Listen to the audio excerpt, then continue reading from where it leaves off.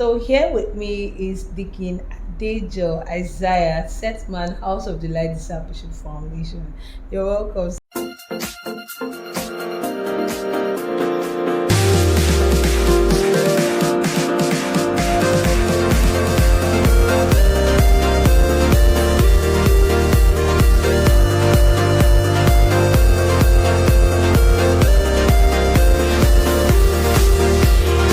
I was comment your dressing. You look good, sir. Thank you. Okay, let's go straight to the topic of the day. All right, this particular concept, a lot of persons have their different ideologies and opinions about sex.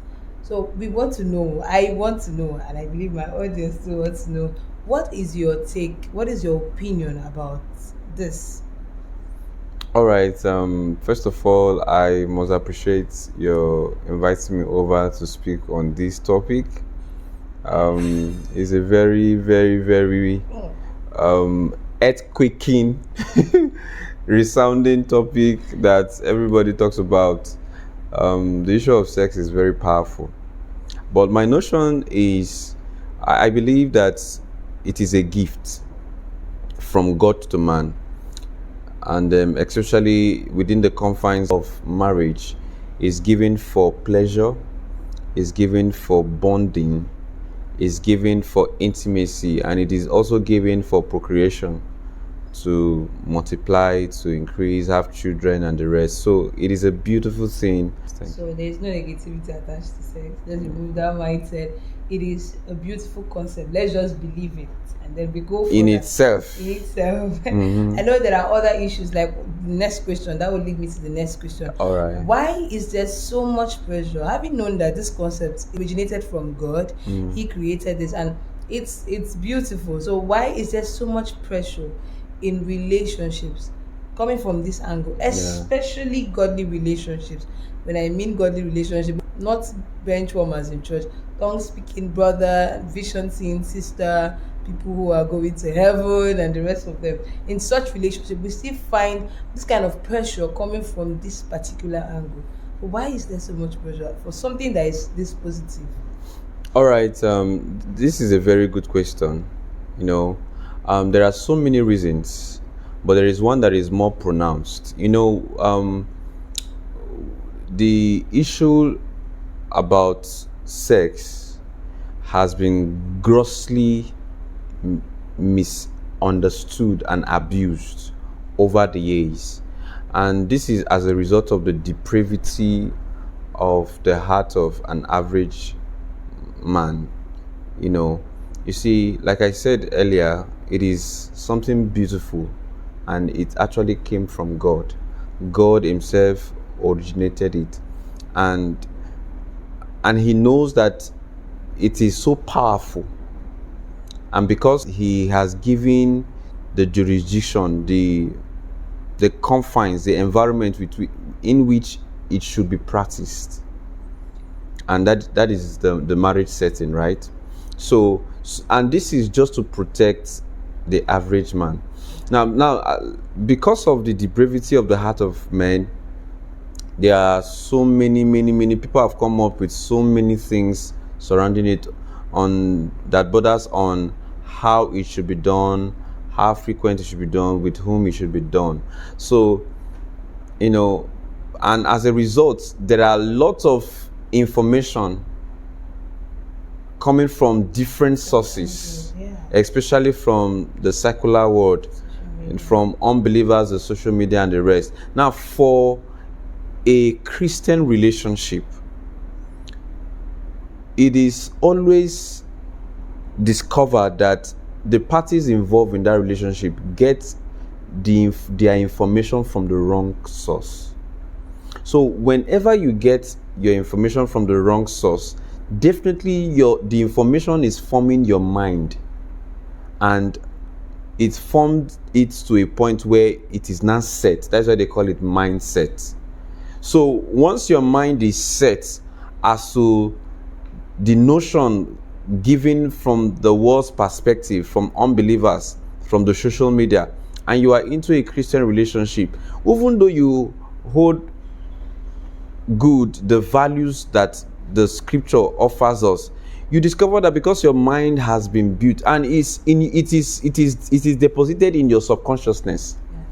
So you get to start doing things that naturally you wouldn't have want to do it, but because in your subconsciousness you have watched movies, you have seen celebrities, and is almost as if they are modeling how this concept should be handled in relationships. So subconsciously it has been sown in your heart, and without you knowing, without you even deciding, without you even making the choice, you see yourself coming under pressure in a relationship. So it's as if you don't engage into it, you are out of the game.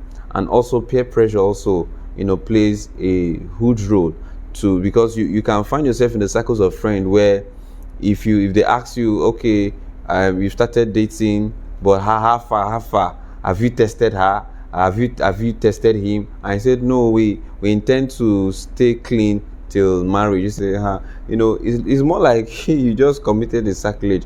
And if your conviction is not well grounded, you'll be pressured to do this kind of things. It boils down on the source of your information as regarding this subject matter. Okay. The number 2 is your conviction. So we need to check our source. Let me give you an example concerning the source. Sometimes we watch movies and then you see a girl and a guy, they meet, and even before they start a relationship, the next scene you're seeing is they are on the bed. And you just watch those things. Sometimes they are informing our decisions, our mindset about things. And sometimes we see, for the ladies, there are some movies we see after wedding, you go for the honeymoon, you go to a lot of places, you enjoy it, spend money. It's as if there's no issue, there's no other area in marriage aside from the emotional needs and everything. Yeah. So sometimes we just build fantasies and that's just all. Yeah. So you need to check your source, go through the right source, check your source, and be careful not to allow peer pressure. Don't let anybody pressure you into doing anything that you did not plan to do before. We shouldn't give room to pressure coming from. So sir, the next thing I want to ask is, I don't know if you've heard of this word compatibility. Okay. And concerning this subject matter, sometimes the reason why people indulge in this, you ask them, they said, I just wanted to check our sexual compatibility. I don't want to go into this blind. I want to make sure I'm not deceived. What do you have to say to persons like this? Because the truth remains that even godly relationships suffer these things. Yeah. So what do you have to say about this? It's an issue, actually, is a big issue, because I know people might have reasons why they want to do some certain things, but having said that, I'm not sure it's enough reason, in checking compatibility, knowing if your partner is sexually compatible, or if he or she has everything to satisfy you. See, the truth is, before you go into a relationship that is heading towards marriage, I'm sure that if you are a child of God and you are a believer, there is a way it should be done. Now, most times when such things play is when the people involved do not follow the right procedure. No, if you want to start a relationship heading towards marriage, there are certain things. Did you hear from God? That relationship, was it the will of God for your life? Because most times when you just jump into a relationship in the name of I want to be in a relationship, I want to settle down, and maybe time is getting past me and all what. So all of these things, when you are under pressure, you see, it is possible to fall into wrong hands and you start making mistakes. You see, so it is important to know that testing is not supposed to be part of the bargain. Checking compatibility, and that's it's not actually suya. The issue about sex is so is so crucial. If you go about it the wrong way, it will affect you, it will affect your relationship, it will affect your marriage. There are a lot of things it will affect if you go about it the wrong way. You see, I understand that maybe in situations where the guy can be lying of his biological stability, the lady also might be lying just to end up in marriage, and maybe you just want to do a quick check. But that's, for me, that shows that maybe such relationship was the wrong way. But if it came about the right way, that is, it is God's will, you should trust God enough that this person that God is bringing your way is okay and has everything it takes to satisfy your needs emotionally. Do you understand? And also in churches, in many churches, they usually ask intending couples to go for checkup. You get, when you need to also check yourself medically, know what is wrong with you. And if you discover that there is something wrong with you medically, it is important. That is where sincerity comes in. And you know that sincerity builds trust. That is where sincerity, instead of putting somebody in the dark as to your sexual issues, maybe you have issues medically to you as regarding this area, you will need to open up to your partner. You need to open up to your partner. Don't keep it a secret, because for me it is a wickedness. In fact, it is sheer wickedness it's true now, to waylay a young lady into marriage and you are impotent. That is wickedness. How do you expect the young lady to be? So that is the reason why a lot of people wants to do this testing, this compatibility checkup before that. So even for the lady, if you know you have issues, you have lost your womb and the rest, instead of trying to check all of these things, open up. If the guy wants to continue with you, he will is it not even worse that he finds out, that he now finds out later that this thing, in fact, it will lead to even break up and the rest? Why not, before you even start that journey, open up? God is a God of mercy. So even though you have done something in the past that resulted to your present predicament, sincerity and being open. People enter into relationship with all manner of secrets. All manner of secrets. If I tell him this, I don't know if he will be able to go ahead with the relationship. If I open up, open up. It is better you open up. If the person does not want to go ahead with you, I think it is better.